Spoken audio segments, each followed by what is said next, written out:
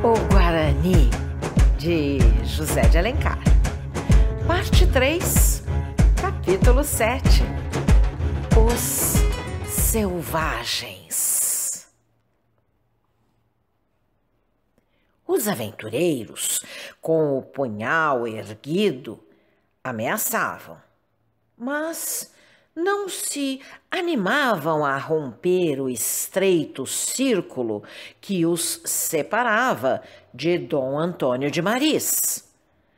O respeito, essa força moral tão poderosa, dominava ainda a alma daqueles homens cegos pela cólera e pela exaltação. Todos esperavam que o primeiro ferisse, e nenhum tinha coragem de ser o primeiro. Loredano conheceu que era necessário um exemplo. O desespero de sua posição, as paixões ardentes que tumultuavam em seu coração, deram-lhe o delírio que supre o valor nas circunstâncias extremas. O aventureiro apertou convulsivamente o cabo de sua faca e, fechando os olhos e dando um passo às cegas, ergueu a mão para desfechar o golpe. O fidalgo, com um gesto nobre, afastou o seio do gibão e descobriu o peito. Nem um tremor imperceptível agitou os músculos de seu rosto.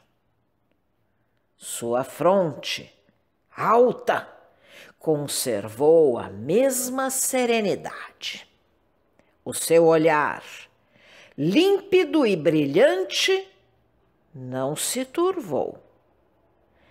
Tal era a influência magnética que exercia essa coragem nobre e altiva, que o braço do italiano tremeu e a ponta do ferro, tocando a véstea do fidalgo, paralisou os dedos hirtos do assassino.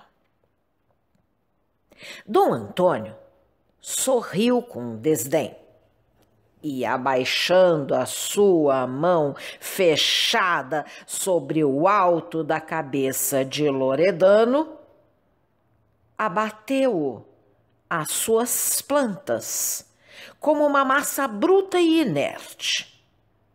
Então, erguendo a ponta do pé à fronte do italiano, o estendeu de costas sobre o pavimento. O baque do corpo no chão ecoou no meio de um silêncio profundo. Todos os aventureiros, mudos e estáticos, pareciam querer sumir-se pelo seio da terra. Abaixai as armas, miseráveis! O ferro que há de ferir o peito de Dom Antônio de Maris não será manchado pela mão cobarde e traiçoeira de vis assassinos. Deus reserva uma morte justa e gloriosa àqueles que viveram uma vida honrada. Os aventureiros, aturdidos, embainharam maquinalmente os punhais. Aquela palavra sonora, calma e firme tinha um acento tão imperativo, uma tal força de vontade que era impossível resistir. O castigo que vos espera há de ser rigoroso. Não deveis contar com a clemência nem com o perdão.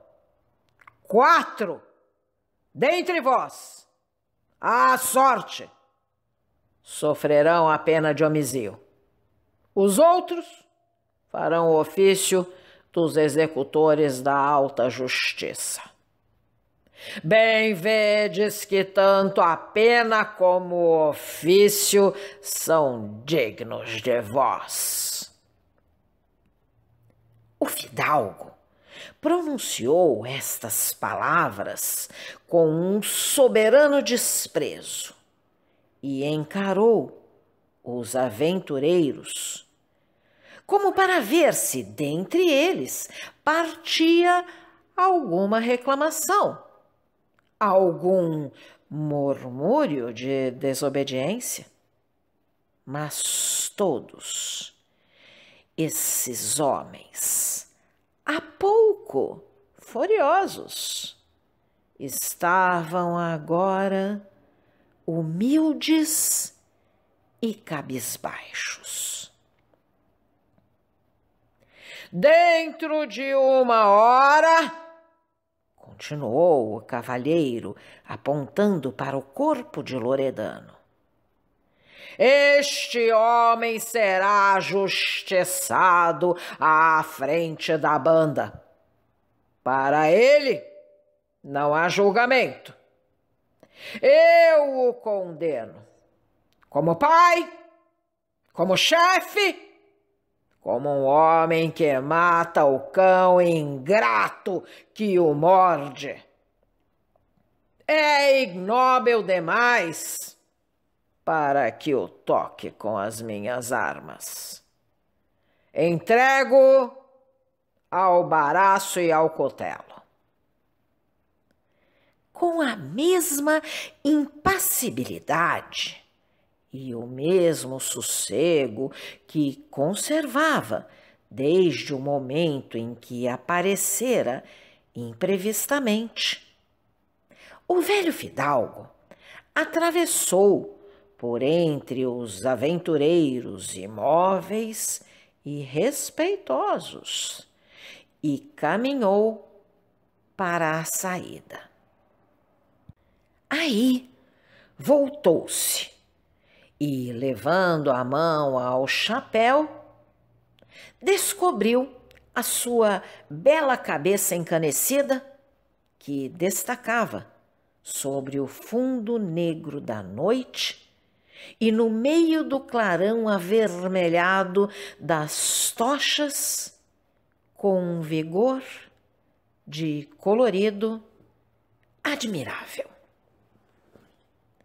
Se algum de vós der o menor sinal de desobediência, se uma das minhas ordens não for cumprida pronta e fielmente, eu, Dom Antônio de Maris, vos juro por Deus e pela minha honra que desta casa não sairá um homem vivo. Sois 30, mas a vossa vida, de todos vós, tenho-a na minha mão. Basta-me um movimento para exterminar-vos e livrar a terra de 30 assassinos. No momento em que o fidalgo ia retirar-se, apareceu Álvaro, pálido de emoção, mas brilhante de coragem e indignação. Quem se animou aqui a erguer a voz para Dom Antônio de Maris? Exclamou o moço.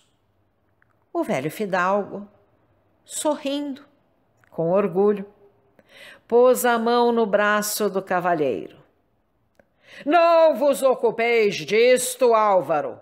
Sois bastante nobre para vingar uma afronta desta natureza. E eu, bastante superior para não ser ofendido por ela. Mas, senhor, cumpre que se dê um exemplo. O exemplo vai ser dado. E como cumpre? Aqui não há senão culpados e executores da pena. O lugar não vos compete. Vinde. O moço não resistiu e acompanhou Dom Antônio de Maris, que se dirigiu lentamente à sala onde achou Aires Gomes. Quanto a Peri, voltara ao jardim de Cecília, decidido a defender sua senhora contra o mundo inteiro. O dia vinha rompendo. O fidalgo chamou Aires Gomes e entrou com ele no seu gabinete de armas, onde tiveram uma longa conferência de meia hora. O que aí se passou ficou em segredo entre Deus e estes dois homens. Apenas Álvaro notou, quando a porta do gabinete se abriu, que Dom Antônio estava pensativo e o escudeiro lívido como um morto. Neste momento, ouviu-se um pequeno rumor na entrada da sala. 4 aventureiros parados, imóveis, esperavam uma ordem do fidalgo para se aproximarem. Dom Antônio fez-lhes um sinal e eles vieram ajoelhar-se a seus pés. As lágrimas rolavam por suas faces queimadas pelo sol e a palavra tremia, balbuciante, nesses lábios pálidos, que há instantes vomitavam ameaças. Que significa isto? Perguntou o cavalheiro com severidade. Um dos aventureiros respondeu: Viemo-nos entregar em vossas mãos. Preferimos apelar para o vosso coração do que recorrer às armas para escaparmos à punição de nossa falta. E vossos companheiros? Replicou o fidalgo. Deus lhes perdoe, senhor, a enormidade do crime que vão cometer. Depois que vos retirastes, tudo mudou. Preparam-se para atacar-vos. Que venham, disse Dom Antônio. Eu os receberei, mas vós, por que não os acompanhais? Não sabeis que Dom Antônio de Maris perdoa uma falta, mas nunca uma desobediência? Embora, disse o aventureiro, que falava em nome de seus camaradas, aceitaremos de bom grado o castigo que nos impuserdes. Mandai que obedeceremos, somos 4 contra 20 e tantos. Dai-nos essa punição de morrer defendendo-vos, de reparar pela nossa morte um momento de alucinação. É a graça que vos pedimos. Dom Antônio olhou, admirado, os homens que estavam ajoelhados a seus pés e reconheceu neles os rostos dos seus antigos companheiros de armas do tempo em que o velho fidalgo combatia os inimigos de Portugal. Sentiu-se comovido. Sua alma grande e inabalável no meio do perigo orgulhosa em face da ameaça, deixava-se facilmente dominar pelos sentimentos nobres e generosos. Essa prova de fidelidade que davam aqueles 4 homens na ocasião da revolta geral dos seus companheiros, a ação que acabavam de praticar e o sacrifício com que desejavam expiar a sua falta, elevou-os no espírito do fidalgo. Erguei-vos! Reconheço-vos, já não sois os traidores que há pouco repreendi. Sois os bravos companheiros que pelejastes a meu lado. O que fazeis agora? Esquece que fizestes há uma hora. Sim, mereceis que morramos juntos, combatendo ainda uma vez na mesma fileira. Dom Antônio de Maris vos perdoa. Podeis levantar a cabeça e trazê-la alta. Os aventureiros ergueram-se radiantes do perdão que o nobre fidalgo tinha lançado sobre suas cabeças. Todos eles estavam prontos a dar sua vida para salvarem o seu chefe. O que tinha ocorrido depois da saída de Dom Antônio do Alpendre seria longo de escrever. Loredano, tornando a si da vertigem que lhe causara o atordoamento e a violência da queda, soube da ordem que havia a seu respeito. Não era preciso tanto para que o audaz aventureiro recorresse à sua eloquência a fim de excitar de novo a revolta. Pintou a posição de todos como desesperada.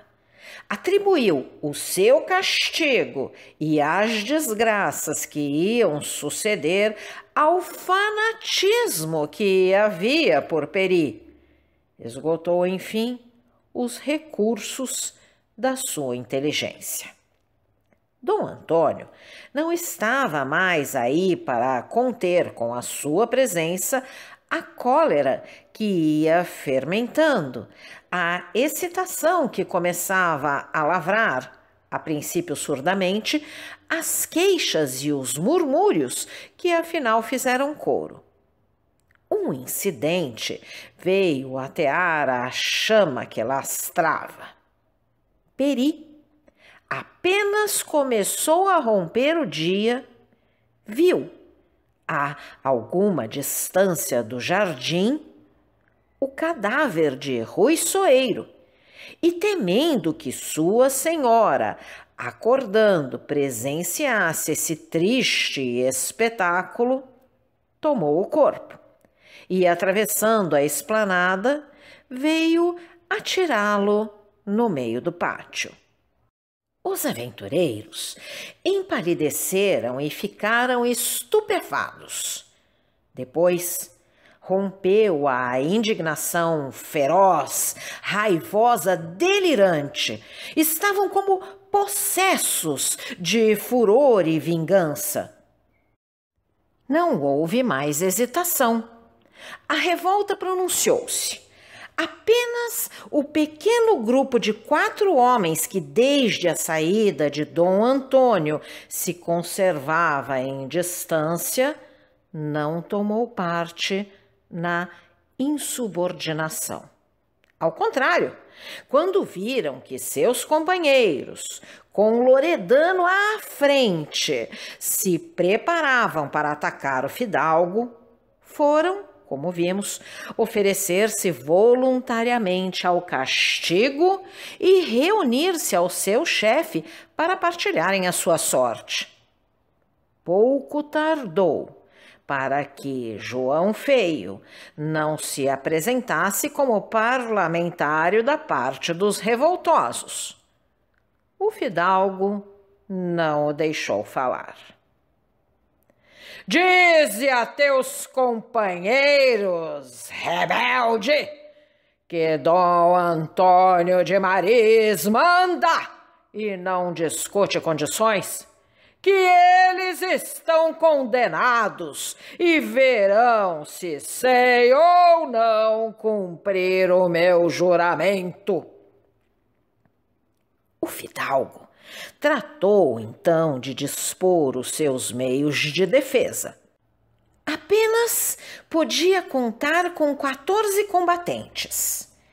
Ele, Álvaro, Peri, Aires Gomes, Mestre Nunes com os seus companheiros e os 4 homens que se haviam conservado fiéis. Os inimigos eram em número de 20 e tantos. Toda a sua família, já então despertada, recebeu a triste notícia de tantos acontecimentos passados durante aquela noite fatal. Dona Lauriana, Cecília e Isabel recolheram-se ao oratório e rezavam enquanto se preparava tudo para uma resistência desesperada. Os aventureiros, comandados por Loredano, arregimentaram-se e marcharam para casa dispostos a dar um assalto terrível.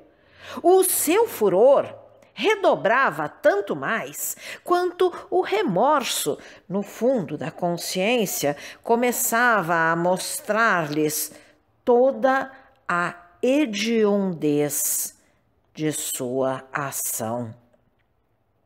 No momento em que dobravam o canto, ouviu-se um som rouco que se prolongou pelo espaço, como o eco surdo de um trovão em distância. Peri estremeceu e, lançando-se para a beira da esplanada, estendeu os olhos pelo campo que costeava a floresta. Quase ao mesmo tempo, um dos aventureiros que estava ao lado de Loredano caiu, traspassado por uma flecha. Os aimorés! Apenas soltou o Peri esta exclamação, uma linha movediça, longo arco de cores vivas e brilhantes, agitou-se ao longe da planície, irradiando a luz do sol nascente. Homens, quase nus, de estatura gigantesca e aspecto feroz, cobertos de peles de animais e penas amarelas e escarlates, armados de grossas clavas e arcos enormes, avançavam, soltando gritos medonhos. A Inúbia retroava. O som dos instrumentos de guerra, misturado com os brados e alaridos, formavam um concerto horrível. Harmonia sinistra que revelava os instintos dessa horda selvagem, reduzida à brutalidade das feras.